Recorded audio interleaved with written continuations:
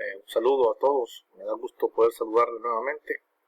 Vamos a trabajar en esta parte de un resumen general de la unidad de termodinámica, pues para recordar un poco las ecuaciones, aquellos conceptos, ¿verdad?, que nos van a servir obviamente para la resolución de ejercicios y para las futuras evaluaciones que tengamos. Entonces, partiendo de eso, pues vamos a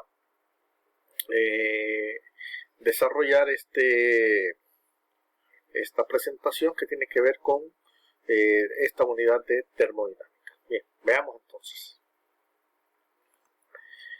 Comenzamos hablando, si se recuerdan ustedes, sobre las escalas de temperatura, ¿verdad?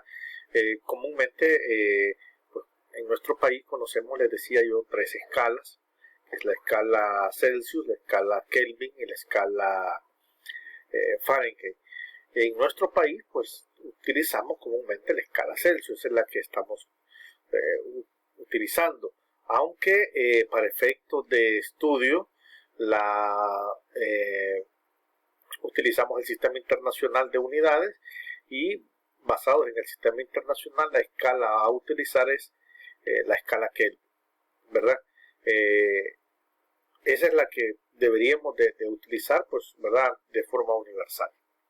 Bien, pero para eso pues existen entonces las conversiones, las expresiones que nos permiten hacer la conversión, la equivalencia de grados Celsius a grados Kelvin, de grados Fahrenheit a grados Kelvin y viceversa, de Kelvin a Celsius y de Kelvin a Fahrenheit. Eso no quiere decir que solamente estas escalas de temperatura hay, existen algunas otras, ¿verdad? En Inglaterra han utilizado la escala Rankine. Aquí en El Salvador, incluso hace algunos tiempos, utilizaron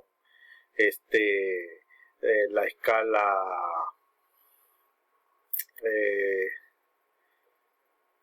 se me va el nombre ahorita, la escala Termito. La escala Termito era una que se utilizó en algún momento, quizás no universalmente, sino que quizás para efecto de determinar de que nuestro país pues tenía su propia escala. Eso no quiere decir que cambiaba la temperatura, no, simplemente era un valor equivalente, ¿verdad?, a las otras escalas ya conocidas. Bien, vamos a explicar rápidamente estos ejercicios, ¿verdad?, para ir conociendo un poquito qué es lo que deberíamos de hacer a la hora de tener pues diferentes escalas, ¿verdad? Yo no puedo en algún momento trabajar con escalas diferentes, yo debo de universalizar mi sistema de medidas, ¿verdad? Y por eso precisamente, al igual que cuando vimos la parte desde octavo grado, empezamos a hablar de los sistemas MKS, CGS, y cuando vemos la parte de movimiento decimos de que nosotros debemos trabajar en un mismo sistema, ¿verdad? No podemos trabajar, por ejemplo, la distancia en kilómetros y en metros. O trabajamos solo en kilómetros o trabajamos solo en metros. Entonces, veamos lo que dice este primer ejercicio. Dice, la temperatura de 50 grados corresponde al valor que se encuentra en la mitad de los puntos de fusión y ebullición del agua, a una presión de una atmósfera. Expresar este valor en grados Fahrenheit y grados Kelvin. Básicamente lo que me están diciendo es que pase estos 50 grados Celsius a grados Fahrenheit y escala Kelvin. En algunos libros, esto es importante, en algunos libros no dice grados Kelvin, ¿verdad? Y eso es porque se estableció simplemente que la escala es Kelvin, no hace falta decir grados, ¿verdad? Ya de por sí estamos hablando de grados en la escala tal, entonces no hace falta estar repitiendo eso. Entonces, en algunos libros posiblemente incluso no aparece el símbolo el cero arribita, ¿verdad? Este cero como superíndice de la escala, ¿verdad? Como lo mencionamos, nosotros lo ponemos en la escala Celsius, grados, ¿verdad? Me está indicando grados Celsius. En la escala Kelvin no se acostumbra a poner, ¿verdad? Porque se estableció que era muy repetitivo y entonces bastaba con poner la letra K. Ya sabíamos nosotros que nos referíamos a esa escala de temperatura. Bien, entonces voy a pasar los grados Celsius, ¿verdad? Y voy a utilizar esta expresión. Esta es importante porque esta misma nos permite hacer la conversión de Celsius a Fahrenheit y viceversa, ¿verdad? de Fahrenheit a Celsius. Entonces, los grados Fahrenheit va a ser igual a 9/5 de los grados Celsius más 32. Entonces, como tengo los grados Celsius, que son los 50, los multiplico por el 9/5 más 32 y me da 122, ¿verdad? Eso sería, aquí hay un error, sería grados Fahrenheit. Quiere decir entonces que los 50 grados Celsius equivale a 122 grados Fahrenheit. Para expresar ahora ese valor en grados Kelvin, vamos a utilizar esta otra expresión, que igual es importante porque nos permite pasar de Celsius a Kelvin y viceversa, ¿verdad? Grado Kelvin va a ser, escala Kelvin va a ser grados Celsius más 273. Entonces tengo 50 más 273, 323. Entonces los 50 grados Celsius equivalen a 323 Kelvin. Bien, dice determinar la temperatura tal que su valor en grados centígrados coincida con el valor de grados Fahrenheit, es decir, que determinemos cuál es la temperatura, cuál es el valor de la temperatura que valga lo mismo en grados Celsius igual en grados Fahrenheit. Entonces dice, decíamos acá que grados, la temperatura Celsius sería igual a 9/5 de Celsius. Pero los Celsius, si yo despejo de acá, de esta primera expresión, ¿verdad? Si yo despejo Celsius, me pasaría el 32 al otro lado, ¿verdad? Y entonces tendría menos 32 igual a 4/5 de TC. ¿De dónde sale en este caso el 4/5? De la conversión que hicimos de los 9/5, del despeje de los 9/5 más el 32 que pasaron al otro lado. Entonces la temperatura Celsius me quedaría, como este 4/5 está multiplicando, pasa a dividir, ¿verdad? Y entonces me quedaría menos 40. Quiere decir entonces que cuando tenga menos 40 grados Celsius, también corresponden a menos 40 grados Fahrenheit. Bien,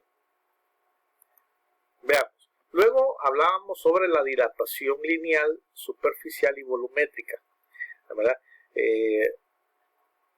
Como esto ya lo vimos, pues rápidamente podemos decir que la lineal es cuando nosotros hablamos de una barra, una varilla de hierro, de cobre, de aluminio, de lo que sea, ¿verdad? Y entonces lo que vamos a decir es de que ha habido una dilatación, o en algunos casos podríamos hablar de la contracción lineal de esa varilla, ¿ya? Para eso utilizamos esta expresión. L final es igual a LO, factor de 1 más alfa por delta T. Es importante considerar que cada material tiene un coeficiente de dilatación, ¿ya?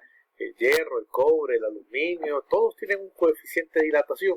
En este caso, el coeficiente lo representamos por este valor de alfa, es decir, es un valor ya constante, ¿sí? En nuestro libro de texto aparecen ya las unidades y los valores de cada uno de los coeficientes de dilatación. Ya entonces este valor siempre lo vamos a conocer porque ya está dado, ¿verdad? Y el delta T resulta de la temperatura final menos temperatura inicial. Acordémonos que para que un cuerpo se dilate tiene que haber un cambio de temperatura. De lo contrario no puede existir la dilatación. La dilatación solo será válida si hay un cambio de temperatura, ¿verdad? Ok, entonces cuando es lineal vamos a utilizar esta expresión. Cuando sea superficial prácticamente es la misma, solamente que vamos a utilizar A. En algunos libros aparece S, ¿verdad? De superficie, en algunos otros aparece A de área, ¿verdad? La expresión es prácticamente la misma. Lo único que cambia es que el coeficiente ya no es alfa, sino que es beta. Pero beta es igual a 2 veces alfa. No es que el coeficiente, o sea, no es de que si es una varilla de hierro y una lámina de hierro, el coeficiente va a cambiar. El coeficiente de hierro es el mismo, ¿sí? Solamente que debo saber que si es para una varilla, entonces voy a utilizar el coeficiente, el valor del coeficiente como tal. Pero cuando yo hable de superficie, de una lámina, de un área, entonces ese coeficiente lo voy a multiplicar por 2. Y para no poner el mismo valor alfa, le voy a llamar ahora beta. Y cuando sea una dilatación volumétrica, ya no le voy a llamar, ¿cómo se llama? Alfa ni beta, sino que le voy a llamar gamma, que será 3 veces el valor de alfa. ¿Okay? Bien, estos ejercicios ya los habíamos trabajado, ¿verdad? Aquí quedan siempre para efecto de repaso, ¿ya? Que corresponden pues precisamente a la dilatación volumétrica, lineal y superficial, ¿verdad? De ciertos materiales. Por acá hago mención de que beta es igual a 2 veces alfa, ¿verdad? Y que en este caso, cuando es beta, pues voy a multiplicar el valor del coeficiente por 2. Bien, en el caso de la dilatación volumétrica, la fórmula básicamente es la misma, utilizamos V. Y ya no es alfa, beta, sino que ahora es gamma. Pero gamma es 3 veces alfa, ¿verdad? El coeficiente no cambia, va a ser el mismo valor. Lo que va a pasar es que si es lineal es el valor como tal, si es área es el coeficiente por 2 y si es volumen el coeficiente por 3. Bien, ahí quedan esos ejercicios para efecto de repaso, ¿verdad? Bien, veamos, aquí aparece un par de ejercicios también que tienen que ver con esto, ¿verdad? Que de alguna manera pues nos dan la aplicación de cada una de estas formulitas. Igual estos ya los vimos en clases anteriores, yo los dejo nuevamente para el repaso. Luego hablábamos de calor y aquí hay, digamos, esos 3 elementos que son importantes. Calor, calor latente y capacidad calorífica, ¿verdad? Calor es igual a mCt. Calor en unidades de joules o calorías, la conversión está aquí, una kilocaloría es 4186 joules, o en otras palabras, una caloría es 4.186 joules. La masa, que va a estar en kilogramos, calor específico, que es un valor ya determinado, y la temperatura, ¿verdad? C es el coeficiente de proporcionalidad, el cual se conoce como calor específico. Ya ese es un valor dado en nuestro libro de texto, están las unidades y los valores correspondientes.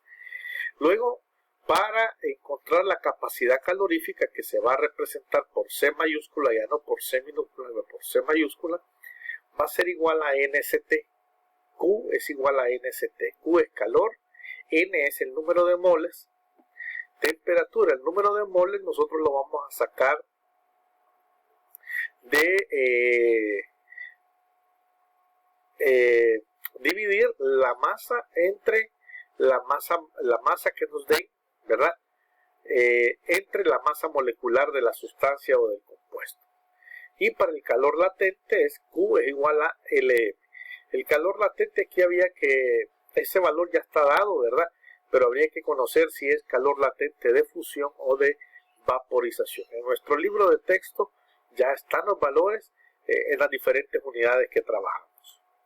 Bien, luego hablábamos nosotros que hablábamos de las primeras leyes de termodinámica y decíamos que la energía va a ser igual al calor menos trabajo, ¿verdad? Esta es una formulita importante porque la vamos repitiendo a lo largo de todos los ejercicios. Y de ahí salen los 4 procesos termodinámicos: el isobárico, ¿verdad?, en donde la presión es constante; el isocórico, en el que el volumen es constante; el isotérmico, en el cual la temperatura es constante; y el adiabático, en donde no hay transferencia de calor. Y entonces, si no hay calor, entonces yo veo que la energía es igual al trabajo. Y vimos, si se recuerdan, esta imagen que nos corresponde bien a cada una de las leyes: la ley de Boyle, ley de Charles, ley de Gay-Lussac y la ley combinada de gases. Luego quedan acá algunos ejercicios, ¿verdad? Y lo último que hablamos fue lo de entropía y desorden. Nos vemos en el siguiente video.